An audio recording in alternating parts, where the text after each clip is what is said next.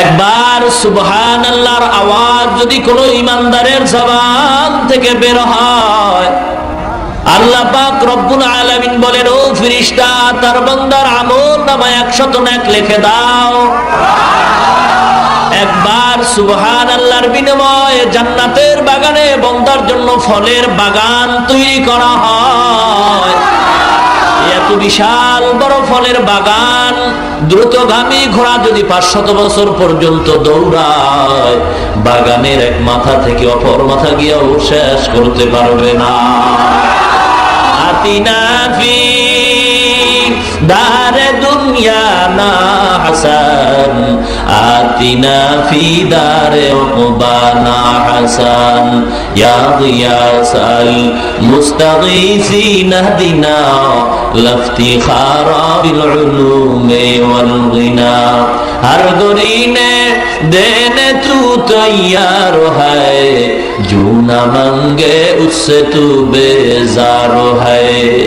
ओ दुनियार ईमानदार अल्लाहर गुलाम, মানুষের চাহিদা পূরণের জন্য যদি বাজার করতে যাও, চাউলের যদি প্রয়োজন হয় চাউলের দোকানে যাও, চাউল পাইবা।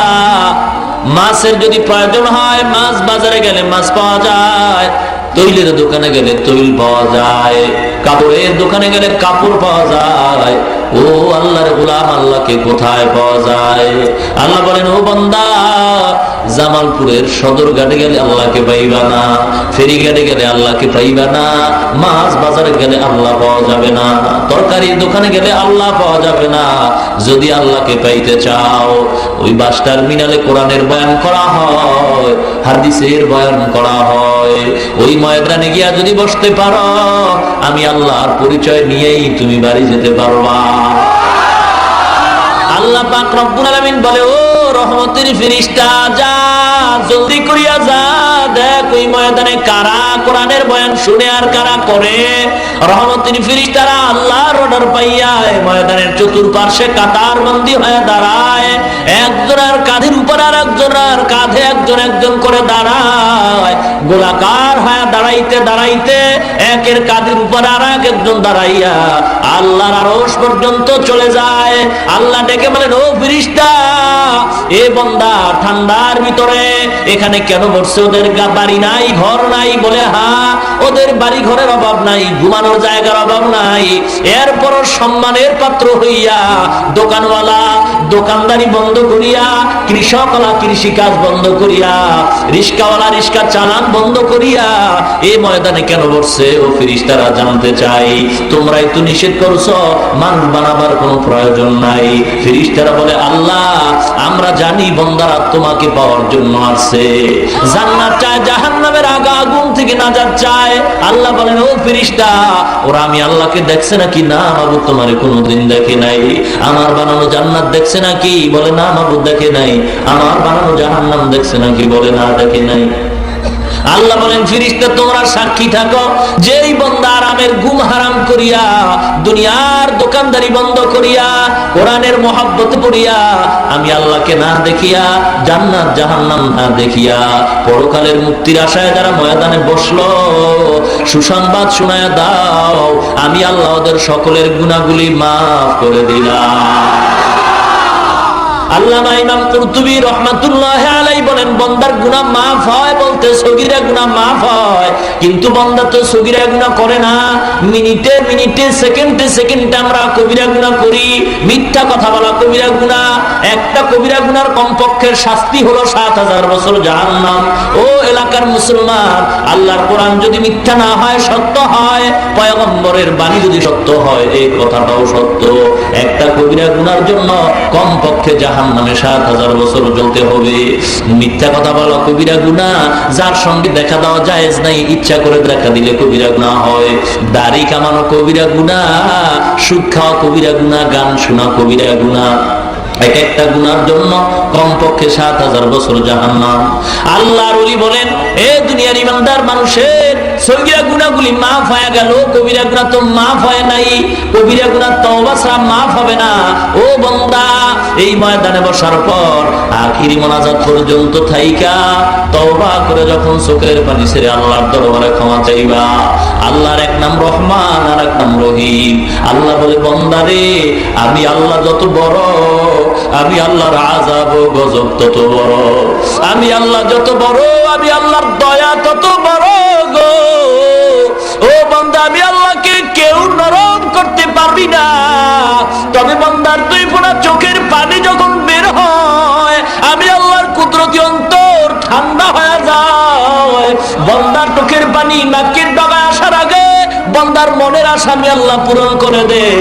ও বান্দা, গুনাহ কাবিরার জন্য যদি তওবা করো, সন্তান হাজার অন্যায় করে যদি মা বাবার কাছে ক্ষমা চায়, মা বাবা তারে ক্ষমা না করে পারে না। আল্লাহ বলেন, এই মা বাবার চেয়ে কোটি কোটি কোটি গুণে মায়া আমি আল্লাহর বেশি। বান্দা যখন চোখের পানি ছাড়িয়া গুনার কথা স্মরণ করে আমি আল্লাহর দরবারে তওবা করবি, আমি আল্লাহ তোর কবিরা গুনাহগুলো মাফ করিয়া আমি আল্লাহ তোর নামটা জান্নাতি মেহমানদের খাতায় লেখাইয়া আমি আল্লাহ তোরে জান্নাতের মেহমান বানায় বাড়ি ফিরায় দিব।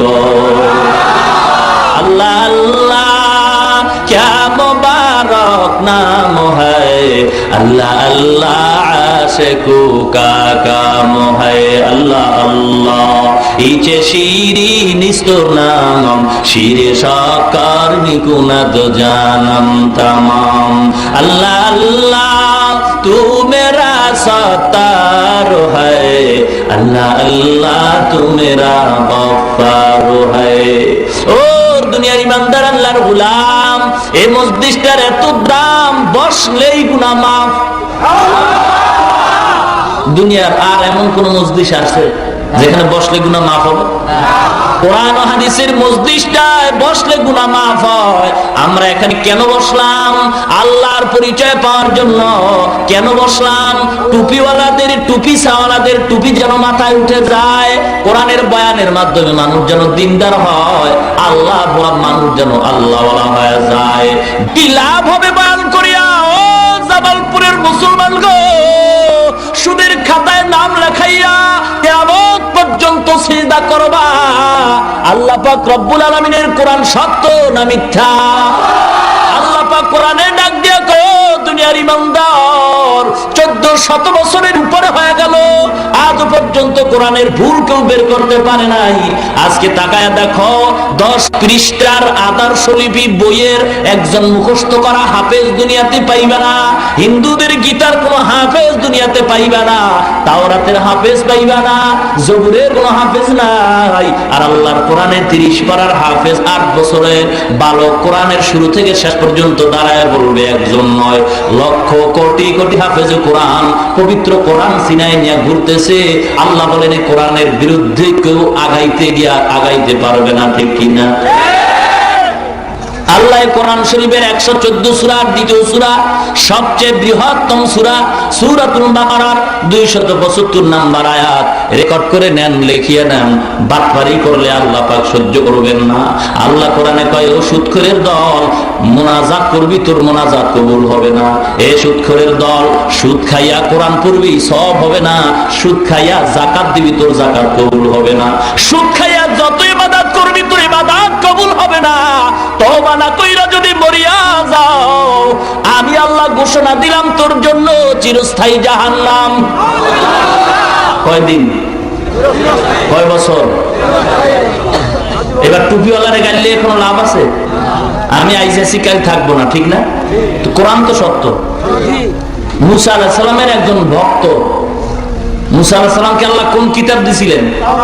তাওরাত। কিতাবটা উল্টায় দেখে আমগো নবী হইল মুসা, কিন্তু তাওরাতের ভিতরে মোহাম্মদ মোহাম্মদ নাম কেন? এ বেচারা কলম নিয়ে এগুলি কাটতেছে। ইতিহাস আপনারা জানেন, পরিণাম ফল তার 2 সাপ হয়ে গেছে। কি হয়ে গেছে? হুজুরকে বিরোধিতা করে লাভ নাই। ওই বাটফারের মতো কলম কিনা 5 টাকা দিয়া কোরআন শরীফের 275 নম্বর আয়াত সূরাতুল বাকারা খুইলা এরপরে বাংলায় তাফসীর পাওয়া যায়। বলবেন, আল্লাহ তুমি নিয়ে আমাকে গাইলেইছো, সুদ খাইলে নাকি জান্নাত পাবো না? এই আয়াত আমি মানতে পারলাম না। কাইতে দিয়ে গেলাম, সাহস থাকলে ওখানে যান, হুজুরকে গাইলে এলাম, সাহস থাকলে সেখানে যান, তুই বুঝা যাবে বাপের বেটা, ঠিক কিনা? টুপিওয়ালাকে গালি দিয়ে লাভ নাই, কারণ এই গালি টুপিওয়ালারা বহুবার শুনেছে। সমস্ত নবীরা পর্যন্ত ইসলামের কথা বন্ধ করে নাই, আঘাতের